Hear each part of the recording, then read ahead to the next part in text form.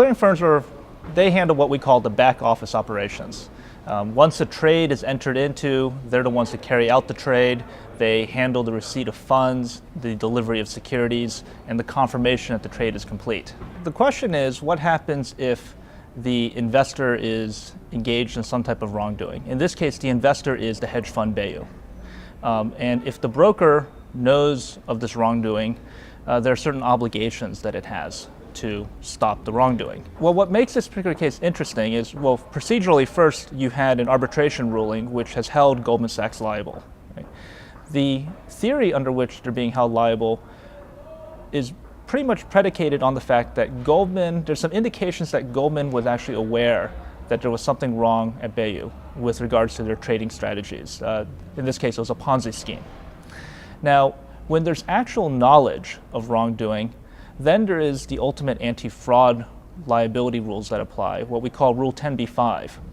And the question is whether or not Goldman, as a clearing firm, even though traditionally clearing firms are free from liability, did have a responsibility of saying something because they actually had actual knowledge of the wrongdoing. What is unclear, and the case will have to be litigated in court, is what is the evidence of that wrongdoing? Did Goldman really did have actual knowledge? Was it merely a suspicion? Things of that nature. So that we do not know.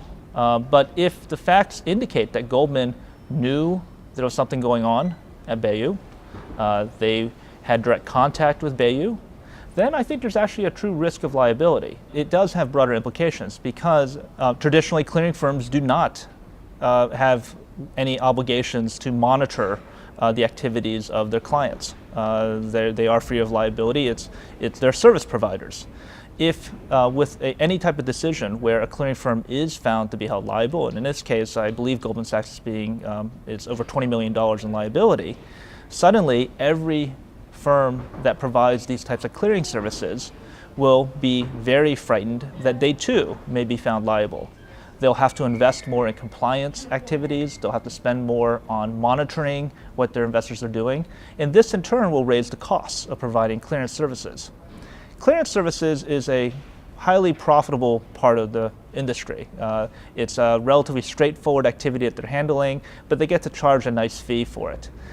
So you're pretty much waking up this very sleepy area of the financial services industry and suddenly saying, you guys now have to be very aware of what's going on, something that they traditionally have not done.